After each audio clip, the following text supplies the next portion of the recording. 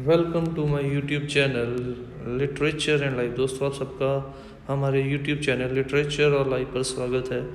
आज इस वीडियो में मैं आपके लिए लेके आया हूँ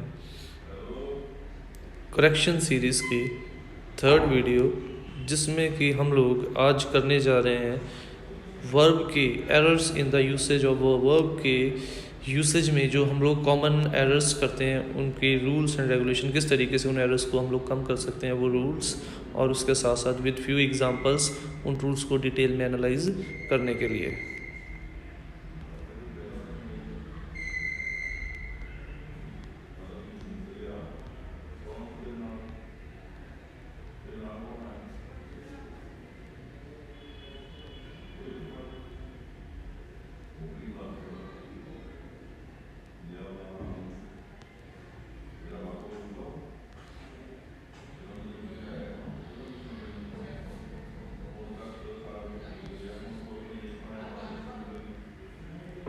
तो errors in the use of verb करते हैं। पहला रूल है, two or more singular nouns और pronouns are connected by the conjunctions either or neither nor require a single verb. जब दो या दो से ज़्यादा प्रोनाउन आइदर और या नाइदर नॉर कंजंक्शन के साथ जुड़े होंगे, उनके साथ आने वाली वर्ब जो है वो सिंगुलर फॉर्म में होगी। If the subject differ in number और in a person, the verb agrees with the number of person which stand nearest to it. अगर दोनों नंबर आइदर और नाइदर और में दो चीज़ें जो आ रही हैं, दोनों के नंबर या पर्सन डिफरेंट है, तो जो वर्ब होगी वो उसके नज़दीक यानी दूसरे वाले नंबर या पर्सन के साथ एग्री करेगी। जैसे एग्जांपल है, Sita or Gita are at fault. Sita or Gita is at fault either he or his sister have broken my slate.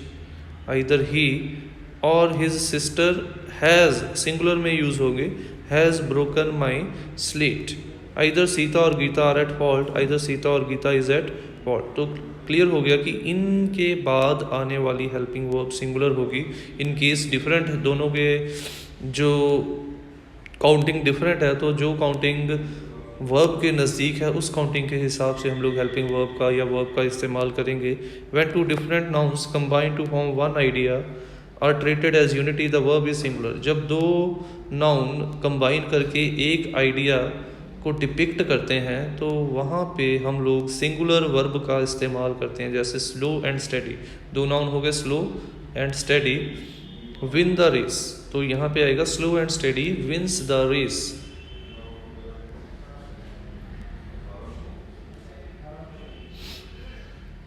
और देखिए, rice and curry are my favourite food, rice and curry is my favourite food. तो जब दो nouns combine करके एक unity बनाते हैं तो उनको डिपिक्ट करने के लिए हम लोग सिंगुलर नाउन्स का इस्तेमाल करते हैं, सिंगुलर हेल्पिंग वर्ब का इस्तेमाल करते हैं, और वर्ब भी हमारी सिंगुलर ही होती है। When a plural noun is considered collectively the verb is singular. जब प्लूरल नाउन एक यूनिटी के लिए हम लोग इस्तेमाल करते हैं तब उसके बाद आने वाली वर्ब जो है वो हमेशा सिंगुलर होती है। 50 माइल्स प्लूरल वर्ब हो गया, इज़ अ उसके बाद आने वाली जो वर्ब थी सिंगुलर आ गई। 50 miles is a long distance, 50 mile is a long distance. 10,000 rupees are not a small sum, the 10,000 rupees is not a small sum. When a plural noun is a proper noun, collective unit for some single unit or not some specific quality or amount, the verb is in the singular. जब कोई खास नाम एक collective unit के तौर पे हम लोग यूज़ करते हैं और वो कोई क्वालिटी या अमाउंट को सिग्निफाई नहीं कर रहा, तो हम लोग उसके बाद आने वाली जो वर्ब है उसे सिंगुलर फॉर्म में यूज़ करते हैं। The tale of two cities are an interesting novel. The tale of two cities is an interesting novel. The United States have a big navy, the United States has a big navy. तो जब हम लोग proper noun को collective unit को depict करने के लिए use कर रहे हैं तो उसके बाद आने वाली हेल्पिंग वर्ब हमेशा सिंगुलर फॉर्म में ही इस्तेमाल होगी। टू नाउन्स और pronoun connected by and not with in addition to like besides together as well as not only but also are followed by verb in the singular when the form of two nouns or pronouns is in the singular. जब दो noun या pronoun इन conjunctions के द्वारा connect किए जाते हैं और इनके बाद आने वाली जो हेल्पिंग वर्ब हमेशा सिंगुलर फॉर्म में इस्तेमाल होगी, और जब दो नाउन या प्रनाउन इन शब्दों के द्वारा कनेक्ट किए जाएंगे और जो पहले आने वाला नाउन प्रनाउन है वो सिंगुलर होगा, तो उसके बाद आने वाली हेल्पिंग वर्ब भी हमेशा सिंगुलर ही यूज़ होगी। या ये कह लीजिए जहाँ पे भी ये शब्द इस्तेमाल होंगे उनके साथ आने वाली हेल्पिंग वर्ब जो है हमेशा सिंगुलर ही इस्तेमाल करेंगे।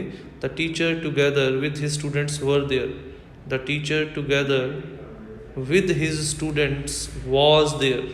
A table in addition to chairs are all that he has. A table in addition to two chairs is all, ठीक है, singular helping verb, that he has. Kamal and not his brothers are to blame. Kamal and not his brothers is to blame. The leader besides his followers were arrested. The leaders besides his followers was arrested. When actions or events take place in the past, the action or event taking place first shown in the past perfect, the other one in the past indefinite. जब दो action जो है वो past में हो रहे हों तो जो एक्शन पहले आएगा उसे पास्ट परफेक्ट टेंस में शो किया जाएगा और जो दूसरा एक्शन होगा उसे इनडेफिनेट टेंस में शो किया जाएगा।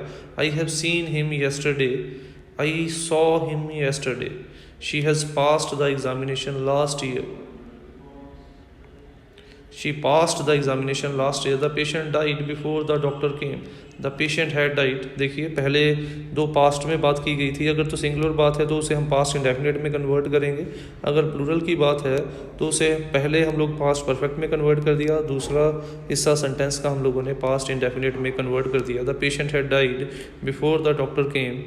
Don't use two future tenses together. The sentences beginning with when or if should be in the present indefinite tense. कभी भी दो फ्यूचर टेंसेस को हम लोगों ने एक साथ यूज़ नहीं करना। जिन सेंटेंसेस में when और if का इस्तेमाल होगा वहाँ उस सेंटेंस को हम लोगों ने प्रेजेंट इंडेफिनिट टेंस में चेंज कर देना है। I shall help you if you will speak the truth, दोनों जगह पे will था, फ्यूचर था, और रूल क्या कहता है जहाँ पे इफ़ या व्हेन का इस्तेमाल होगा हमें उसे प्रेजेंट इंडेफिनिट में कन्वर्ट कर देना है। इसीलिए हम लोगों ने दूसरे सेंटेंस में करेक्ट फॉर्म में इसे प्रेजेंट इंडेफिनिट फॉर्म में कन्वर्ट कर दिया। I shall help you if you speak the truth. If the principal clause in the past tense, the subordinate clause must be in the past tense. अगर principal clause past tense में है तो subordinate tense भी past tense में ही होगा।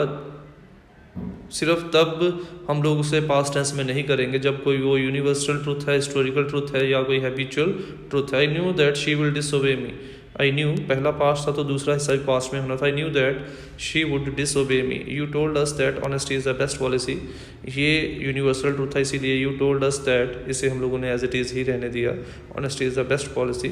The plural antecedents of relative pronoun should have plural verb. Plural antecedent के बाद प्लूरल हेल्पिंग वर्ब का ही इस्तेमाल करेंगे। जैसे this is the one of the best novel that has been published. Plural antecedent है बेस्ट नावल, तो उसका जो हेल्पिंग वर्ब यूज़ होगी वो भी प्लूरल ही होगी। This is one of the best novel that have been published. He is one of the greatest leader who has served. He is one of the greatest leader who have served. तो जहाँ पे हमारे पास relative pronoun जो है वो antecedent होगा, उसका plural verb, उसके बाद आने वाली वर्ब हमेशा प्लूरल फॉर्म में ही हम लोग इस्तेमाल करेंगे। There are two clause in a sentence, the subordinate clause should be in the question form. अगर दो क्लॉजेज हैं तो सबऑर्डिनेट क्लॉज को हमेशा क्वेश्चन की फॉर्म में ही होगा। I do not know where he is going, tell me how are you. जब क्वेश्चन की फॉर्म में दो क्लॉजेज होंगे तो सबऑर्डिनेट क्लॉज को हमेशा हम लोग क्वेश्चन की फॉर्म में ही रहने देंगे। Expressions like as if, as the, expressions of a wish should be followed by a past tense. इन सभी एक्सप्रेशंस के पास्ट टेंस के बाद आएंगे and in the plural form, और इनके बाद आने वाला जो हेल्पिंग वर्ब होगा वो भी प्लूरल फॉर्म में होगा। But if the principal clause is in past tense it should be followed by past perfect tense. But अगर हमारा प्रिंसिपल क्लॉज पास्ट टेंस में है तो प्रिंसिपल क्लॉज पास्ट इंडेफिनिट में होगा और सबऑर्डिनेट टेंस हमारा पास्ट परफेक्ट टेंस में होगा। You behave as if you are a prince, you behave as if you were a prince, past में जाएंगे ये। I wish I was a child हमेशा प्लूरल में यूज़ होंगे जहाँ पे भी ये वर्ड्स यूज़ होते हैं। आई विश एज इफ़ या wish as the, I wish I were a child again, he walked as if he were a lame, he walked as if जब दो यूज़ हुए तो पहला हिस्सा इंडेफिनिट में ही वॉक्ड एज इफ़, दूसरा हिस्सा पास्ट परफेक्ट में as if he had been lame.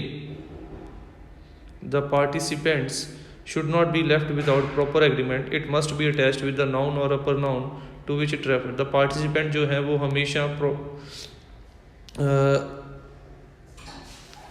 Agree करते हैं। हाँ जी मैडम बोलो।